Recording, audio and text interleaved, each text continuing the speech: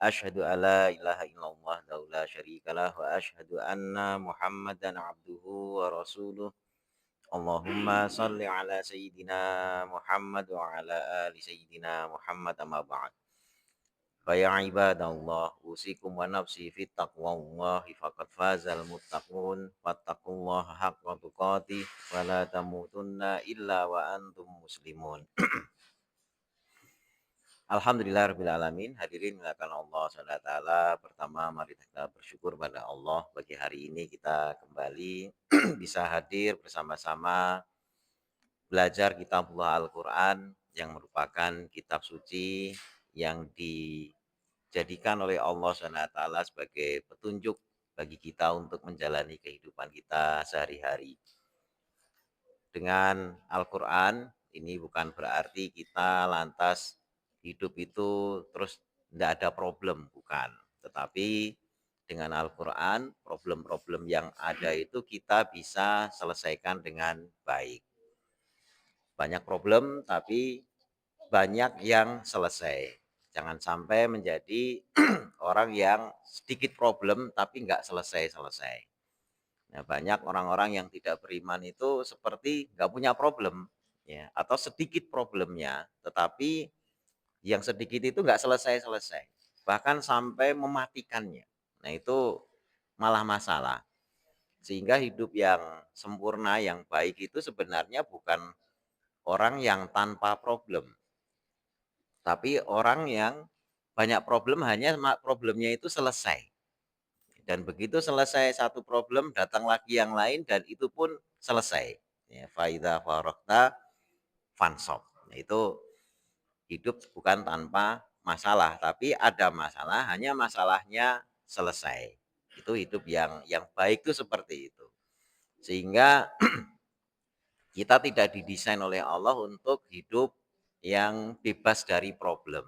Tetapi kita didesain untuk bagaimana kita itu ada problem, hanya problem-problem tersebut selesai. Nah, sebagai problem solving atau penyelesai masalah kita, ya semua kunci-kuncinya ada di dalam Al-Quran. Kita kemarin surat Qaf sudah selesai, sekarang masuk surat Az-Zariyat. Kita baca dulu surat Az-Zariyat. Ini ayat-ayat awalnya itu banyak ayat-ayat kosamnya, ayat-ayat sumpahnya, sampai beberapa ayat tuh isinya sumpah. Baru kemudian materinya di beberapa ayat sudahnya. Kita baca dulu. A'udzu billahi minasyaitonir rajim. Bismillahirrahmanirrahim.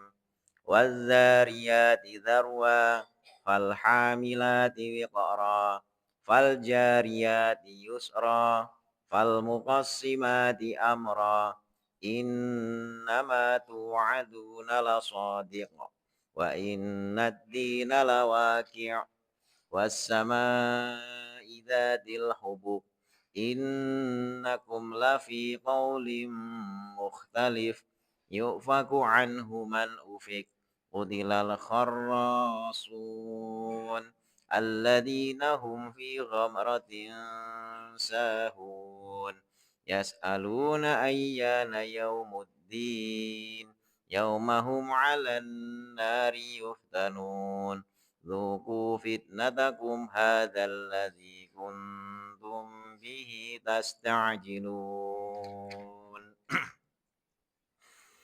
Wazariyati dzarwa. Wa di sini adalah huruf qasam atau huruf sumpah. Ciri huruf sumpah itu setelah hurufnya isimnya itu di kasroh atau majrur. Wazariyati, ya. Bukan wazariyatu. Wazariyati demi, ya, wanya diartikan demi. Wazariyati demi yang menerbangkan. Zarwa dengan sebenar-benar terbang. Maksudnya di sini adalah angin. Maksudnya wazariyati zarwa ini adalah demi angin, ya, yang punya sifat menerbangkan dengan sebenar-benarnya terbang. Falhamilat. Ini juga huruf kosam, ya, dalam bentuk huruf fa, bukan wawu tapi fa. Falhamilati. Demi al-hamilat, ya hamil itu kan membawa, ya, membawa sesuatu. Ini bentuknya mu'anas perempuan ya. Hamilati wiqra. Yang dimaksud dengan membawa sesuatu ini adalah awan. Awan disifati dengan membawa sesuatu wikro. Wikro itu adalah air yang mengandung hujan. Ya, jadi apa namanya? Hamilati wikro itu maksudnya adalah awan yang di dalamnya itu mengandung air hujan. Fal hamilati wikro. Demi awan yang mengandung air hujan. Fal jariyati yusro. Demi jariyat, jariyat itu yang berlayar. Yusro dengan mudah, maksudnya ini adalah kapal. Ya. Jadi yang pertama itu angin, demi angin gitu ya, tapi disifati dengan sifat afalnya atau perbuatannya. Demi angin yang menerbangkan dengan sebenar-benar terbang. Dan demi awan yang memiliki hujan atau mengandung hujan. Demi jariyati yusro, kapal yang berlayar dengan mudah. Fal muqassimati amro. Fademi muqassimat itu yang membagi-bagi. Amro urusan, maksudnya ini adalah malaikat. Muqassimati amro itu adalah malaikat yang memang masing-masing memiliki tugas yang berbeda-beda. Muqassimat. Nah, baru setelah sumpah sampai 4 ayat ya dengan beragam makhluk, karena Allah itu bersumpah dengan apapun ya. Innama tu'aduna lasadik. Ini isi sumpahnya ayat yang kelima. Innama sungguhnya tiada lain tu'aduna yang dijanjikan pada kalian ya, lasadik sungguh benar. Wa inna dan sesungguhnya ad-din, ya, din di sini adalah hari kiamat. Karena di surat Al-Fatihah itu maliki yaumiddin itu maksudnya adalah menguasai hari kiamat. Jadi wa inna dan sungguhnya ad-din, hari kiamat itu lawaki, sungguh akan datang atau akan terjadi. Ayat ke-7 ini sumpah lagi. Wassamai, demi langit. Zati yang memiliki al-hubub, jalan-jalan. Ya, ada langit itu memiliki jalan atau arah yang menuju ke langit gitu. Innakum sungguhnya kalian lafi sungguh berada dalam qaulim mukhtalif, perkataan yang berselisih, yang berbeda-beda. Yu'faku dipalingkan anhu darinya, maksudnya dari Al-Qur'an, dari risalah kenabian ini, man orang yang ufik dipalingkan. Kutilal khorosun, kutila sungguh celaka ya.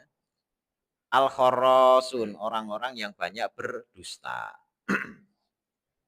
Alladzina, yakni mereka ya, alladzina orang-orang yang hum mereka itu fi ghamratin, di dalam kebodohan, sahun mereka itu lalai.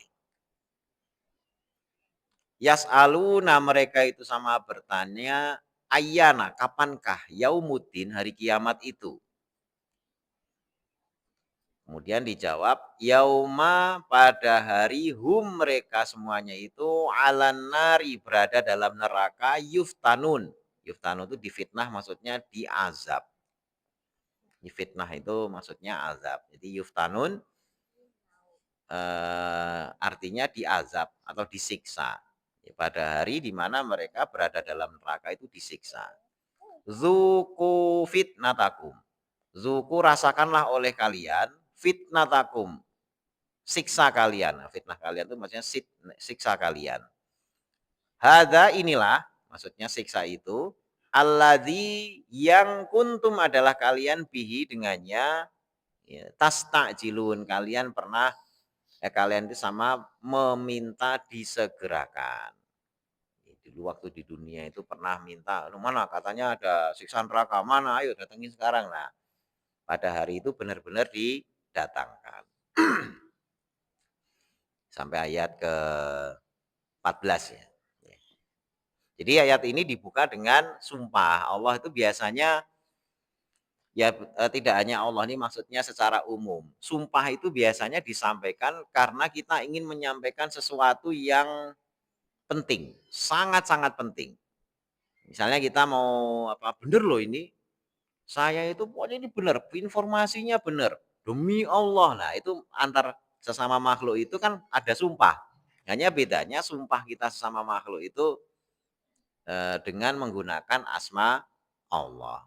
Apakah demi Allah, demi Ar-Rahman, demi Ar-Rahim, atau demi kalau Nabi biasanya demi zat yang jiwaku ada di tangannya. Nah, itu maksudnya ya demi Allah. Nah, kalau sudah sampai mengatakan demi Allah, itu berarti yang mau disampaikan ini sangat-sangat penting. Karena saking pentingnya itu yang mau menyampaikan itu sampai bersumpah. Ini bersumpah ini benar informasinya demi Allah. Kan saking pengen ingin, apa namanya, ingin meyakinkan orang. Nah, hanya sumpah untuk meyakinkan itu tidak disukai Allah untuk beberapa hal. Salah satunya adalah bersumpah untuk masalah dagangan. Ya, dagang itu dagang aja. Ya, bener ini saya kulaan, nggak nyampe harganya itu, ya jangan ditawar rendah-rendah lah, itu kulaannya aja nggak segitu, gitu. Nah, sampai kemudian bersumpah, "Demi Allah sumpah." Nah, itu nggak boleh, gitu ya, itu dilarang. Artinya, ya Allah nggak suka. Ya sudah bilang aja, apa namanya, "Emang kulaannya ya segitu." Tapi kalau sampai bersumpah-sumpah kayak gitu-gitu, itu malah nggak disukai oleh Allah. Walaupun mungkin ya benar, isinya benar, tapi perilaku itu nggak disukai. Nah, tapi memang yang namanya sumpah itu adalah ingin menyampaikan bahwasanya yang disampaikan itu benar. Nah, Allah pun juga begitu. Ini ingin menyampaikan sesuatu yang ini real, sungguh-sungguh nanti akan terjadi. Maka sampai bersumpah. Sehingga di banyak surat itu diawali dengan sumpah. Ya, di juz amma itu hampir semuanya diawali dengan sumpah, wadduha, demi waktu duha, walaili, demi waktu malam, idza saja gitu ya. Kemudian wasyamsi, demi matahari. Nah, kalau sumpah Allah itu boleh dengan apapun ya, Allah Maha Kuasa. Tapi kalau sumpah makhluk hanya boleh dengan asma Allah atau zat apa sifat dari Allah atau afalnya Allah. Yang intinya adalah kata-kata yang menunjukkan bahwasanya yang dimaksud adalah Allah. Ya, demi yang menggerakkan angin. Nah, itu enggak apa-apa ngomong gitu, karena yang menggerakkan angin juga Allah. Demi yang ngecat Lombok, nah itu juga nggak apa-apa, karena yang ngecat Lombok juga Allah, gitu ya. Itu bahasa orang Jawa. Pokoknya ini demi yang ngecat Lombok gitu kan dengan warna merah gitu ya, enggak apa-apa. Tapi intinya itu adalah menyifati Allah. Kalau Nabi tadi, demi zat yang jiwaku ada di tangannya, demi zat yang mengatur rezeki, demi zat, nah itu boleh, yang kayak gitu-gitu tuh boleh. Ya toh dengan asma Allah yang 99 itu juga salah satu silahkan dipilih untuk bersumpah ya. Nah, kalau di sini Allah sampai 4 kali bersumpah ini dengan makhluknya. Zariyati dzarwa ini angin ya, dengan angin yang memang sifat angin itu menerbangkan. Hamilati wikro. Ya, ini adalah awan. Awan tuh ternyata tidak hanya jadi ini ilmu apa namanya ya? Ilmu alam, ya, ilmu alam fisika yang dulu itu orang nggak paham. Karena ilmu tentang bahwasanya awan itu mengandung air, terus hujan, itu ilmu baru. Ya, ilmu yang ya baru dieksplorasi oleh manusia belakangan. Bahwasanya memang awan itu mengandung air. Bahkan nanti di beberapa ayat di dalam Al-Qur'an itu detail. Detail itu maksudnya gimana? Awan yang bentuk kayak apa yang nantinya memang berpotensi untuk turun hujan. Ya itu sampai detail. Karena di dalam ilmu alam, dulu kita diajari IPA gitu, ilmu pengetahuan alam, itu ada awan, nimbus, ya, ada awan, apa sih namanya, cumulus, ya, kemudian ada awan cumulonimbus, ya, kayak gitu-gitu. Itu bentuknya ada yang kayak domba, yang lagi biri-biri yang bergerombol, ada yang gelap, hitam dan sebagainya. Nah, itu di dalam Al-Qur'an juga disifati. Ya, penamaan itu kan oleh ilmuwan, tapi Al-Qur'an sudah mensifati awan begini ini nanti membawa air yang nanti kemudian turun hujan gitu ya. Nah, itu ilmu alamnya Al-Qur'an ini luar biasa. Tapi diselip-selipkan oleh Allah dalam bentuk sumpah-sumpah gitu ya. Demi zat apa demi ini, demi ini. Itu orang kan mikir, hamilati bikroh apa itu kan, yang membawa yang mengandung air gitu. Oh, ini awan ya. Kayak seperti surat Torik gitu ya. An-najmus sakib gitu ya. Itu walaupun kalimatnya pendek, an-najmus sakib, ternyata yang namanya bintang ya. Najem itu kan bintang. Sakib itu berdetak gitu ya. Jadi itu ini ilmu astronomi apa ilmu bukan astronomi tentang perbintangan. Jadi bintang itu memang mengeluarkan energi yang energi itu ada irama detakannya. Nah, Al-Qur'an itu sudah menyebut sampai yang walaupun dengan kalimat sederhana, tapi ketika kalau orang yang paham, yang mempelajari tentang ilmu bintang, itu baca ayat, ini kenapa ada info kayak begini di Al-Quran yang pengetahuan tentang bintang, ya yang apa namanya berdetak, yang mengeluarkan energi dalam bentuk gelombang dan sebagainya itu adalah ilmu-ilmu baru. Ya, tapi info-info mutakhir kayak gitu itu diselipkan dalam bentuk sumpah. Ya. Hamilati wikra, kemudian jariyati yusra. Ya, demi yang berlayar dengan mudah, maksudnya kapal. Kapal itu bisa dengan mudah berada di atas air, ya karena memang Allah mengendalikan air dan mengendalikan dengan semua sifat-sifatnya. Fal muqassimati amro, yang membagi-bagi urusan. Ini para mufasir menafsirkannya dengan malaikat. Karena malaikat itu punya tugas ini, tugas ini, tugas ini. Nah, hanya mungkin dimakan oleh Allah, kita kadang-kadang mempersonifikasi malaikat ini seringkali terbawa oleh image yang ditanamkan dari awal kita apa namanya, kita mengenal kata malaikat. Kita ini kan terbiasa untuk hal-hal yang gaib, itu mempersonifikasi dengan yang biasa ditunjukkan pada kita. Kalau kita disebutkan setan misalnya, oh itu tampilannya matanya ya kayak leak itu ya, apa namanya, matanya apa, gede-gede, terus taringnya besar-besar gitu ya, mengerikan gitu kan. Padahal ya kalau kayak gitu-gitu gimana mau bujuki manusia kalau benar-benar wujud gitu ya. Baru lihat aja orang lari. Ya susah mau deket mau bujuki. Orang nggak pernah bayangkan setan itu adalah yang bentuknya tuh menarik, cantik, ya mulus, itu nggak pernah gitu ya. Padahal justru itu yang lebih menggoda. Ya, kalau saya digoda setan, wujudnya yang lidahnya melet-melet, taringnya itu nggak gimana mau goda, orang lihat aja kita sudah lari gitu kan. Ya, sama juga dengan malaikat.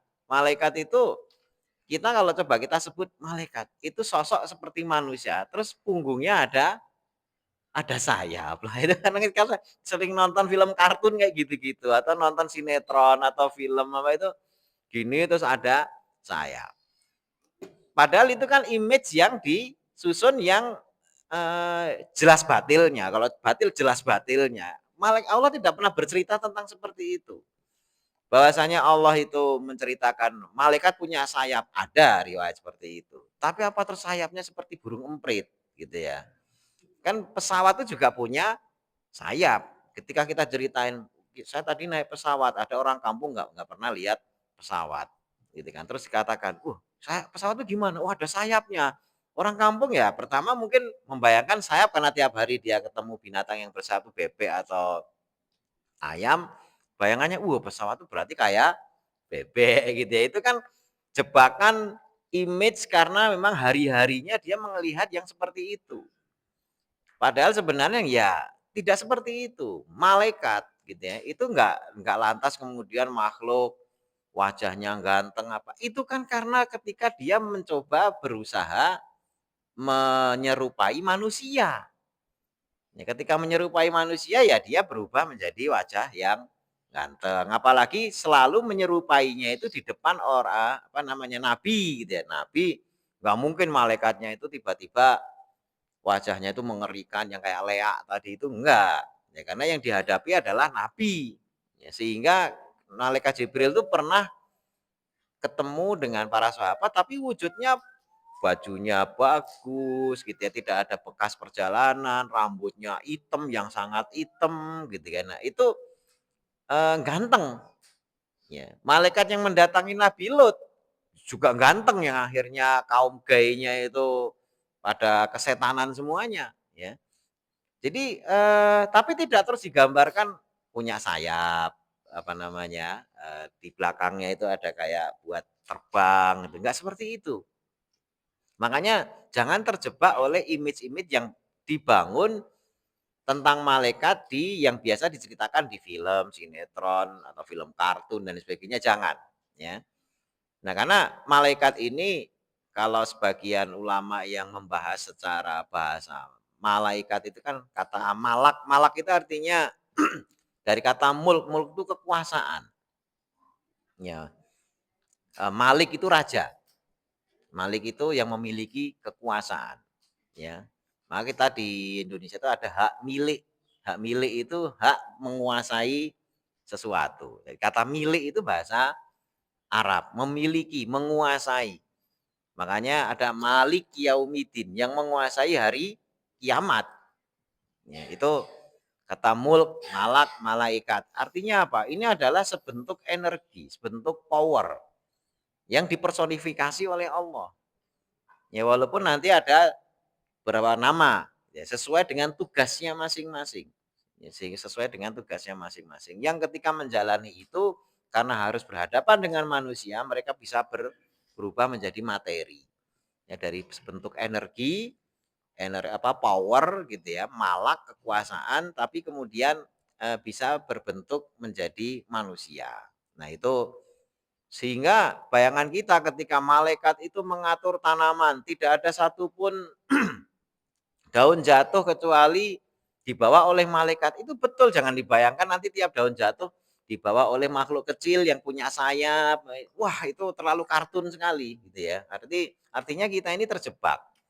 Padahal sebenarnya ya malaikat itu ada di sekitar kita yang menggerakkan awan. Kita tahunya kan yang menggerakkan awan angin. Yang ada yang menggerakkan angin. Ya, siapa lagi yang menggerakkan angin? Nah, itu disebut malaikat.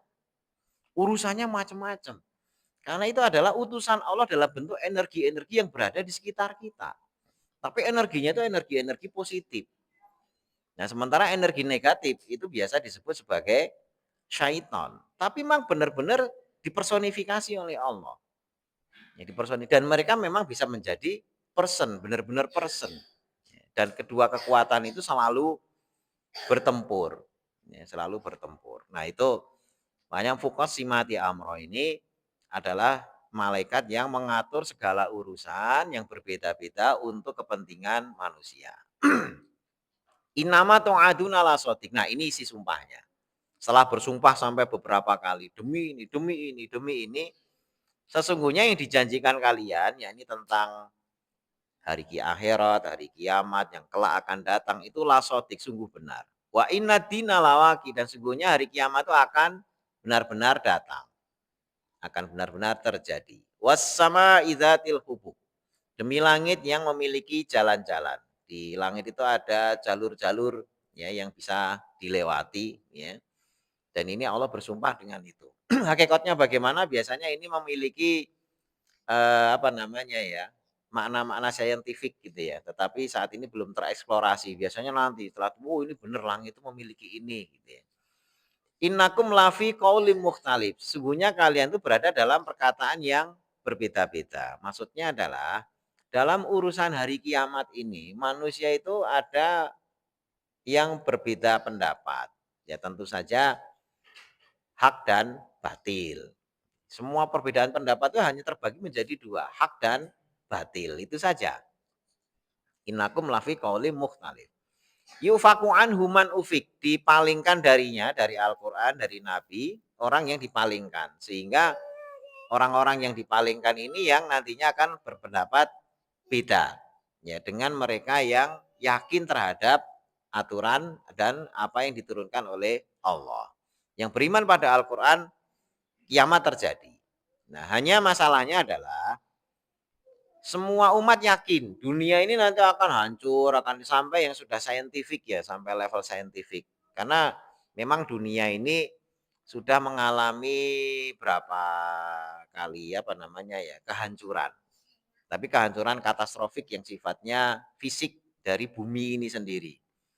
Pertama, kehancuran pertama itu ketika dihantam meteor besar, jadi ini dan sebagainya. Terus berikutnya, jadi itu disebut sebagai kepunahan, extinction. Extinction itu kepunahan. Kepunahan di bumi itu pernah mengalami sampai 4 atau 5 kali, saya lupa, 4 atau 5 kali. Dan itu selalu ditandai dengan kematian massal.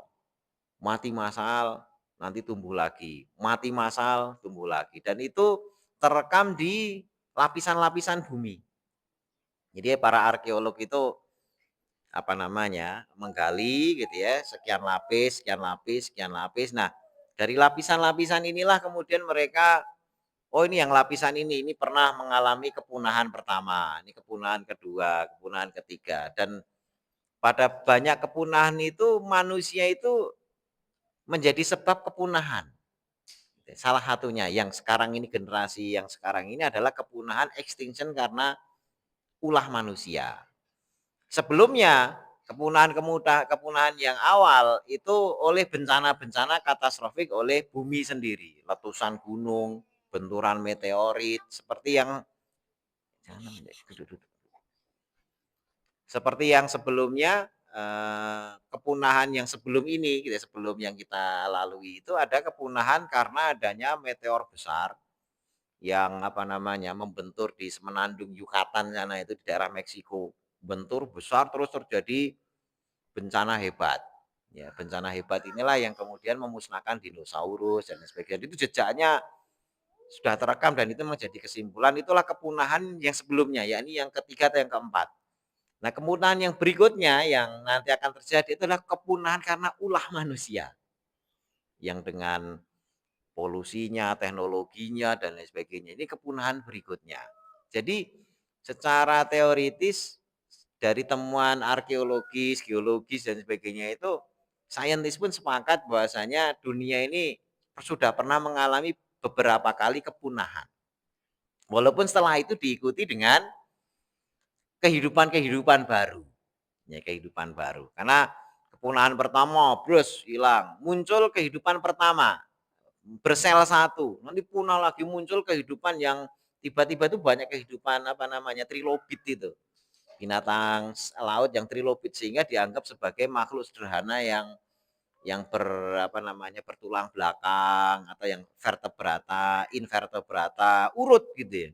Nanti kepunahan lagi muncul binatang apa lagi, yang terakhir tadi dinosaurus itu kemudian baru kita. Nah, nanti kepunahan selanjutnya itu kita yang menyebabkan kepunahan itu. Tetapi yang dimaksud Allah dengan kehancuran bukan itu. Ya. Artinya kalau masalah oh nanti hancur dan sebagainya semuanya memahami seperti itu. Yang dikatakan bangsa Maya pun mengenal kiamat yang katanya 2012 dulu gitu ya, waktu heboh-heboh ini kiamat 2012 gitu ya. Sampai dibikin filmnya. Ini masih ingat semuanya gegeran membahas kalender bangsa Maya 2012 kiamat ya, bikin film akhirnya laris banget ya, orang semua penasaran, tapi begitu 2012 lewat ya nggak ada apa-apa. Bahkan sampai 2025 gitu kan. Ya itu memang ulah orang gitu ya. Kiamat begini begitu dan lain sebagainya. Nah, tapi yang sesungguhnya kiamat itu kehancurannya bukan hanya di bumi. Ya, kehidupan yang baru pun juga bukan di bumi. Bumi ini nanti akan hancur. Ya, itu pun juga saintis sepakat ini akan hancur. Bahkan sudah ada hitungan-hitungan, beberapa perhitungan itu ada benda-benda besar yang pada sekian ratus tahun lagi atau bahkan sebagian sudah dihitung. Nanti sekian ribu tahun tuh ini akan membentur bumi dan ini potensi untuk bumi itu hancur. Itu sudah dihitung-hitung begitu itu. Karena lintasan-lintasan benda-benda langit itu sudah bisa dihitung secara akurat gitu ya. Perjalanannya ini kalau nanti benar nggak ada belokan, nggak ada deviasi gitu ya. Ini mesti bentur bumi. Tapi kiamat bukan itu. Ya, apapun yang terjadi dari ledakan, kehancuran dan sebagainya itu bukan itu kiamat. Kiamat itu semuanya hancur. Tetapi sekali lagi yang yakin dengan kehancuran yang sifatnya lokal, hanya dunia tadi, yang yakin tetap ada kiamat, itu pun yakinnya juga yakin-yakin sifatnya lokal saja, hanya bumi. Yang kita terima informasinya dari Al-Quran, kiamat itu semua, mataharinya juga, seluruh tata surya, seluruh alam semesta, ini dihancurkan oleh Allah.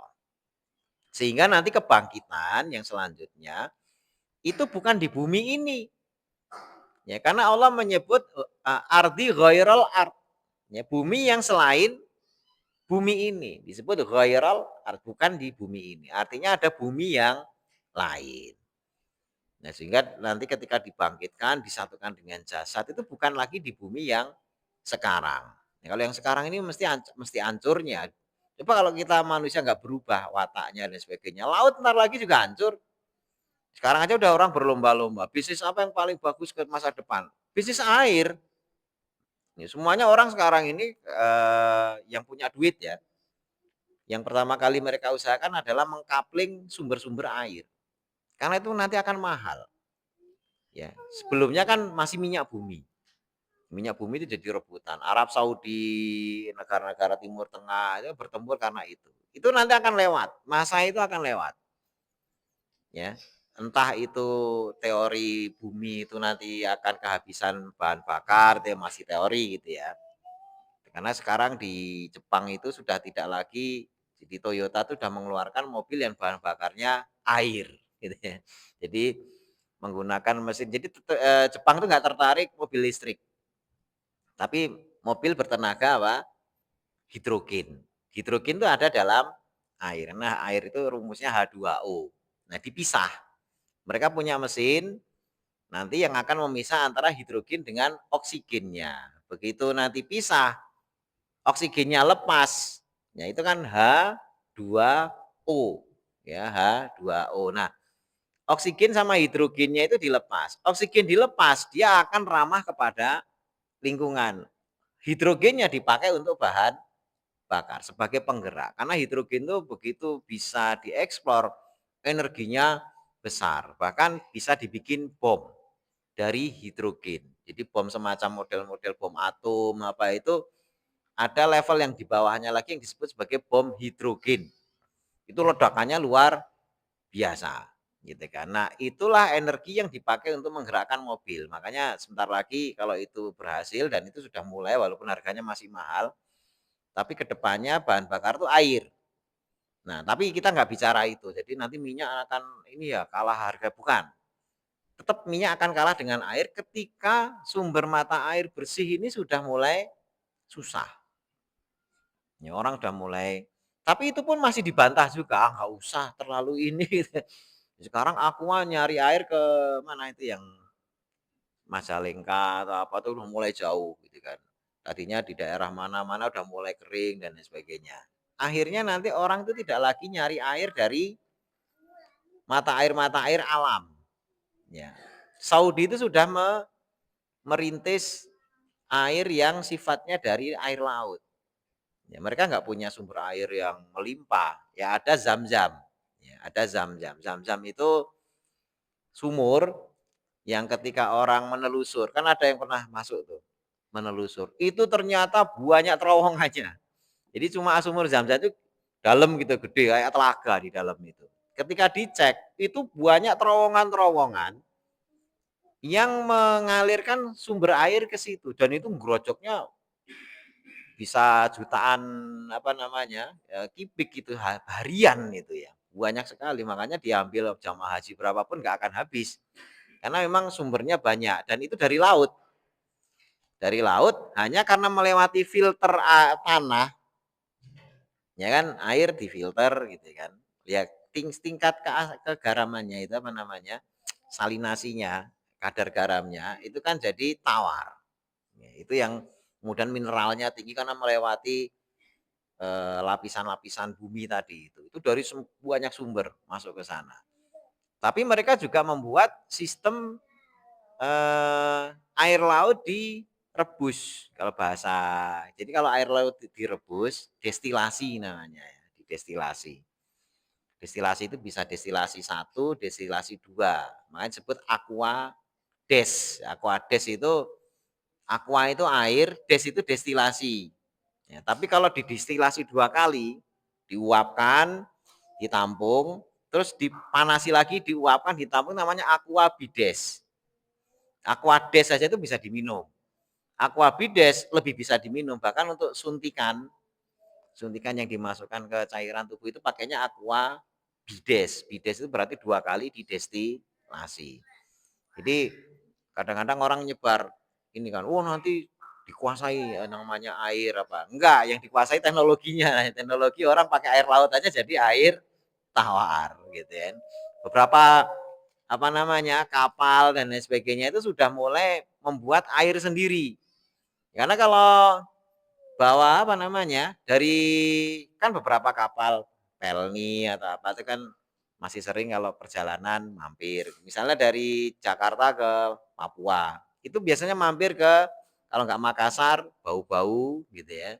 Baru nanti ke Maluku, baru ke Papua. Itu mampir mesti salah satunya adalah ngisi air tawar. Karena memang tidak punya teknologi untuk mendestilasi. Tapi sekarang ini kapal-kapal hampir semuanya punya teknologi destilasi. Jadi air laut diambil, dipanasi, uap jadi air, ya sudah punya air sendiri. Ya, sehingga yang isu-isu nanti global akan menguasai air dan sebagainya, nggak usah itu teknologinya, orang bisa bikin air sendiri saja sudah luar biasa. Makanya kehancuran dan lain sebagainya ke depannya, ya manusia itu kalau dibiarkan hancur sendiri kok. Yes, kalau tidak dibimbing oleh aturan Allah, hancur sendiri. Tanahnya makin susah nyari apa namanya tanah yang benar-benar subur. Indonesia ditekan biar swasembada pangan, tapi sawah-sawahnya semuanya jadi pabrik dan pemukiman. Nanam di mana? Udah susah gitu kan. Kalau di luar negeri, memang dari desa dulu tanahnya nggak terlalu luas, tapi mereka punya akal. Dibangun bangunan tinggi gitu kan, kayak hotel apa. Tiap ruangan itu nanamnya bertingkat. Jadi lahan taruhlah misalnya 100 meter. Tapi dalam ruangan yang 100 meter lahan itu dia tanami bertingkat. Jadi tanahnya itu berlapis-lapis. Bawah sawi, nanti sawi lagi. Jadi walaupun 100 meter, tapi karena bertingkat, bahkan dalam satu ruangan itu bisa sampai 10 tingkat. Nah, kalau 100 meter kali 10 itu aja sudah 1000 meter.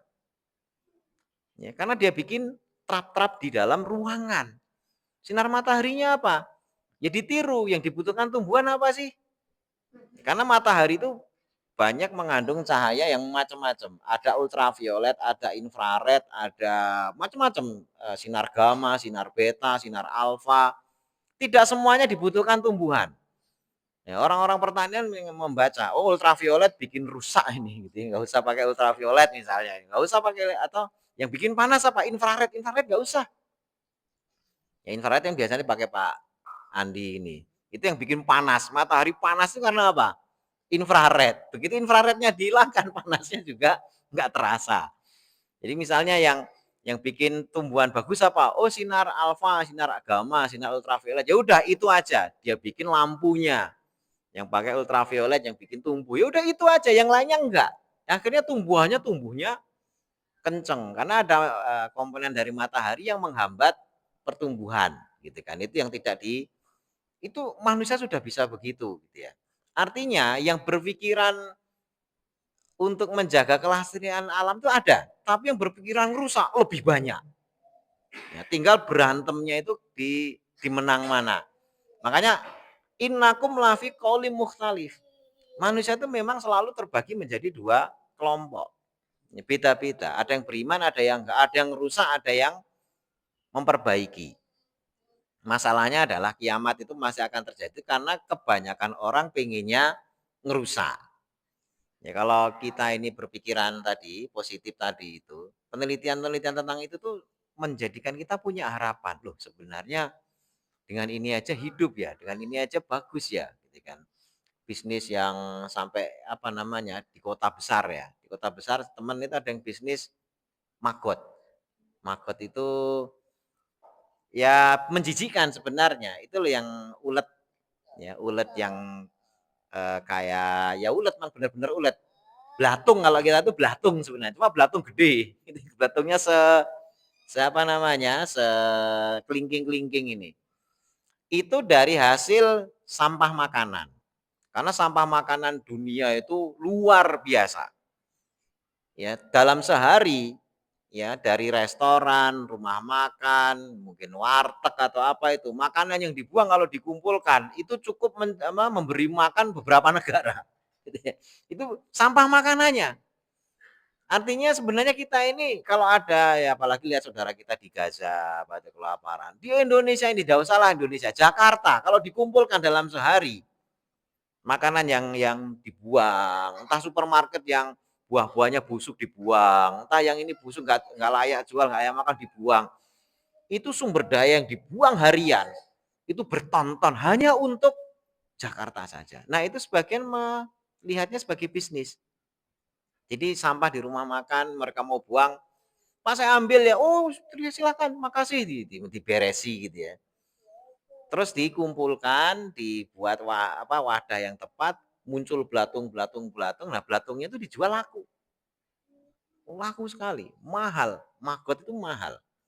Nah cuma masalahnya ketika rumah makannya kok rajin amat ya, buat apa sih itu? Tadinya dia merasa terbantu. Tahu-tahu sekarang ini bisnis saya teman saya itu akhirnya berhenti gara-gara apa?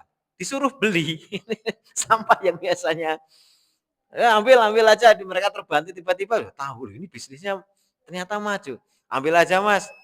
Ya itu sekian. Lah kok bayar gitu ya, akhirnya nggak mau gitu ya. Lah males ini gitu ya. Tapi realnya yang namanya makanan itu setiap hari yang terbuang itu jutaan ton.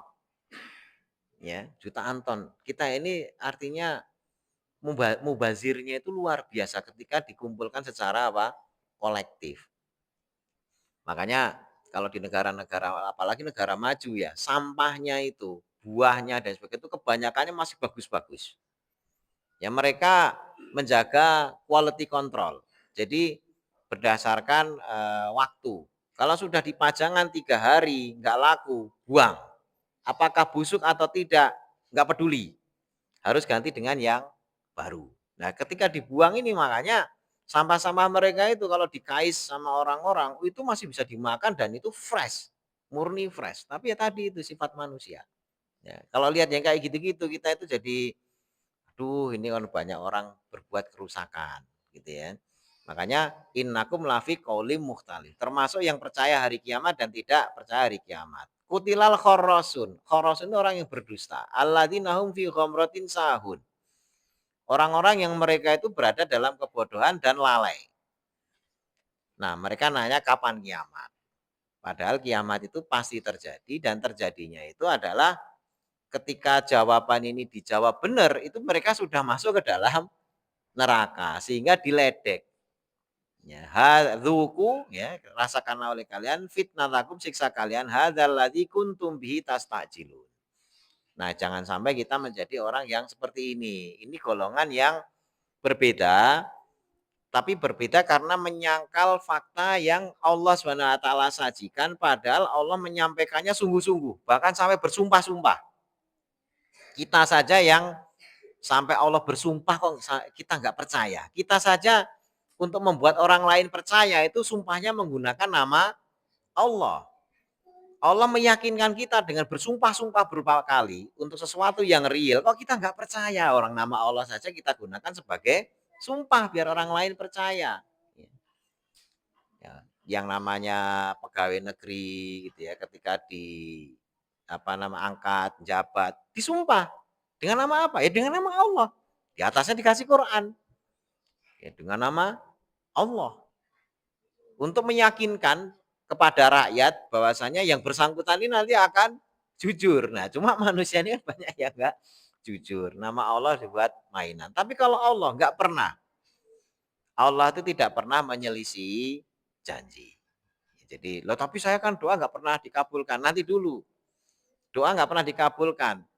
Permasalahannya apa permintaannya dan apa yang sudah kita lakukan untuk membuat permintaan itu pantas dikabulkan oleh Allah.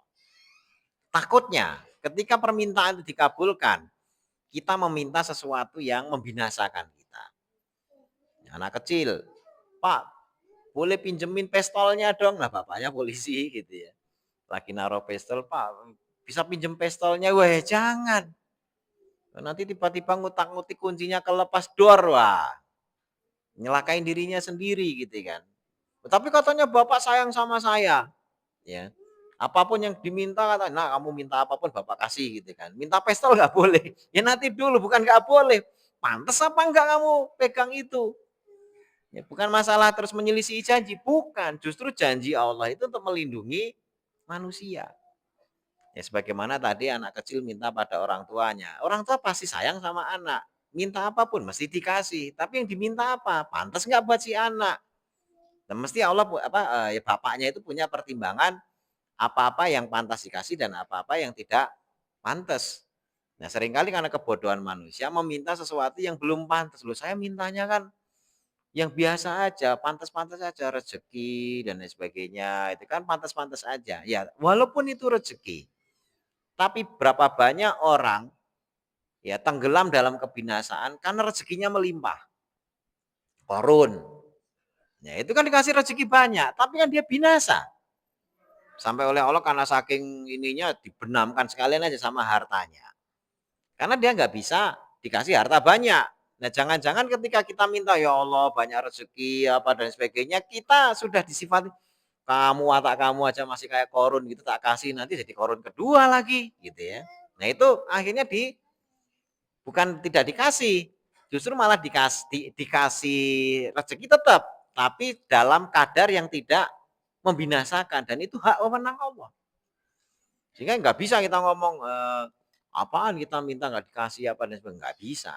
Allah itu memiliki kebijakan, Allah itu memiliki ilmu yang luas yang tak lebih tahu kepada kita dibandingkan dengan diri kita sendiri. Sehingga ketika semua itu diputuskan oleh Allah, janji dan lain sebagainya tadi itu pasti akan terlaksana. Ya. Disuruh minta, diberi, tapi diberi pun juga dengan kadar yang untuk kebaikan manusia. Tidak diberi pun juga dalam rangka itu.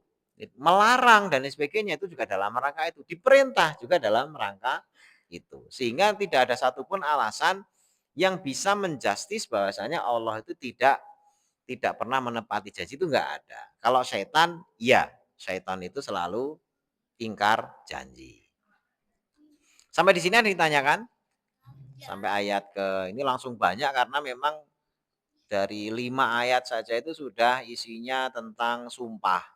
Ya, kemudian baru isi ayatnya. Tapi pada pokoknya adalah menerangkan tentang hari kiamat yang akan datang dengan segala sifat-sifatnya dan orang kafir itu nanti akan diolok-olok oleh Allah dengan merasakan siksa dan didatangkan apa yang memang dulu pernah ditantang. Karena di dunia ini sekarang banyak orang nantang-nantang.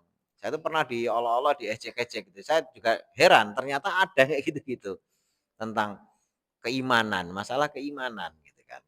Kita tuh beriman bahwasanya apa yang disampaikan Al-Qur'an itu benar. Tapi ada orang muslim, ini muslim yang menyebutkan bahwasanya jangan sekedar iman, ya harus ada bukti. Ya, kisah tentang Abraha apa itu kan khayal aja, nggak ada bukti arkeologisnya, nggak ada ininya dan sebagainya lah. Makanya kemarin kita bahas tentang itu karena ada orang bahas gitu. Ya kita kan harus iman. Tiba-tiba dikomentari, iman, iman.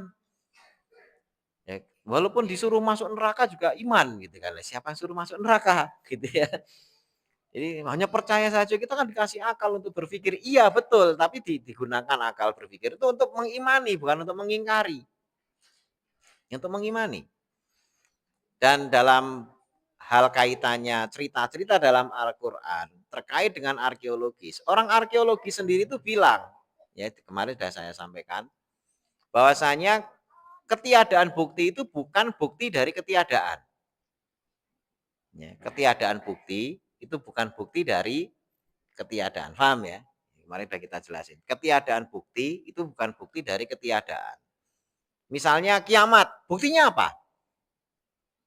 Ya karena memang kejadiannya cuma sekali nggak ada bukti kita kan masih entar.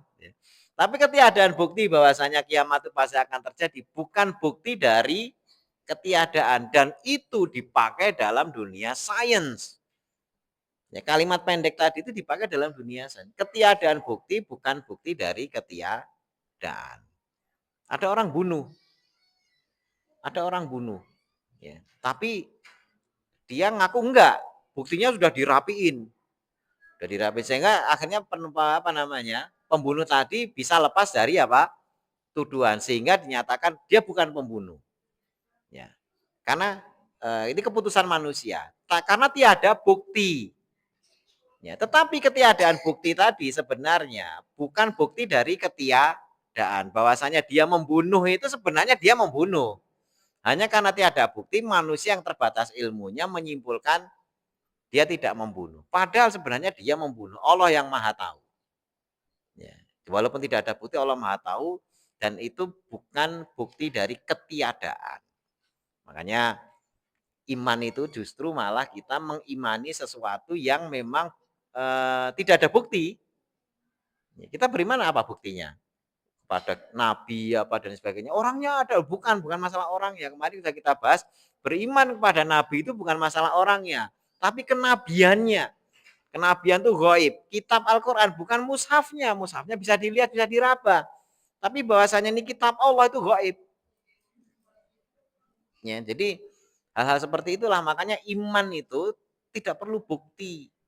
Walaupun sebagiannya bisa dibuktikan dan tiadanya bukti itu bukan bukti dari ketiadaan. Demikian mudah-mudahan bermanfaat. Pertemuan pagi hari ini kita lanjutkan insya Allah pada pertemuan yang akan datang. Mudah-mudahan Allah SWT jaga keimanan kita. Allah SWT jaga iman kita itu sampai akhir nanti kita menghadap Allah dalam keadaan husnul khotimah. Allahumma amin. Kita tutup doa kafaraah majelis. Subhanakallahumma bihamdika asyhadu alla ilaha illa anta astaghfiruka wa atubu ilaik. Assalamualaikum warahmatullahi wabarakatuh.